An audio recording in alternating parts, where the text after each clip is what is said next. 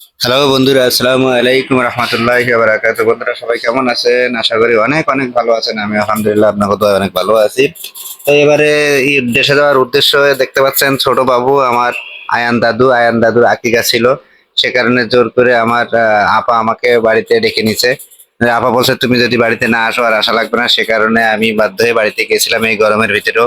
তো দেখতে পাচ্ছেন আয়ান দাদুর আকিকা পালন করতেছি, যে রান্না বান্না শুরু হয়ে গেছে। দেখতে পাচ্ছেন রান্নার আইটেমটা ছিল দুইটা খাসি। খাসিটা জবাই করাটা আমি দেখাইতে পারিনি, দুঃখিত, কারণ কিছু রুলস থাকে, সে কারণে দেখানো যায় না। তো দেখতে পাচ্ছেন মশলা টশলা সব বাড়ছে এবং শশা খিরাই ছিলতেছে। তো অনেক আনন্দ করছি, অনেক মজা করছি বাড়িতে এসে আয়ন দাদুকে নিয়ে। আয়ন দাদু জন্মদিনে দেখতে পাচ্ছেন যে রান্না চলতেছে, বাবুর্চি রান্না করতেছে, গোশ রান্না হয়ে গেছে। আইটেম ছিল গোশ। আর আমাদের দেশে একটা সবসময় খাদ্য থাকে, সেটা হচ্ছে মিষ্টি কুমড়া দিয়ে বড় বড় চিংড়ি মাছ দিয়ে সেটাও রান্না করেছে।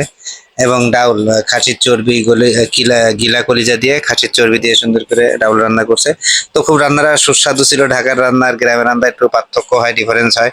তো গ্রামের রান্নাটা আমার কাছে খুব বেটার লেগেছিল, কারণ শহরে পোলাও গোস্ত বিরিয়ানি খেতে খেতে একঘেয়ে হয়ে যাই আমরা। তো গ্রামের খাওয়ানটা আসলে খুব ভালো লাগে। তো গ্রামে আমার খাওয়ানটা খুব পছন্দ হয় এবং রান্নাটা খুব ভালো হয়। যে কারণে খুব তৃপ্তি করে খেলাম। এবং দেখতে পাচ্ছেন সবাই খাচ্ছে, আত্মীয় স্বজন সবাইকে বারান্দায় বসায়, আমাদের গ্রামের ভাষায় কে বলে বারান্দা, বারান্দা বসায় সবাইকে দাওয়াত করে সুন্দরভাবে দেখেন খাওয়ার সাদ করা হয়েছে এবং সবাই খাচ্ছে, পরিবেশন করতেছে দেখতে পাচ্ছেন।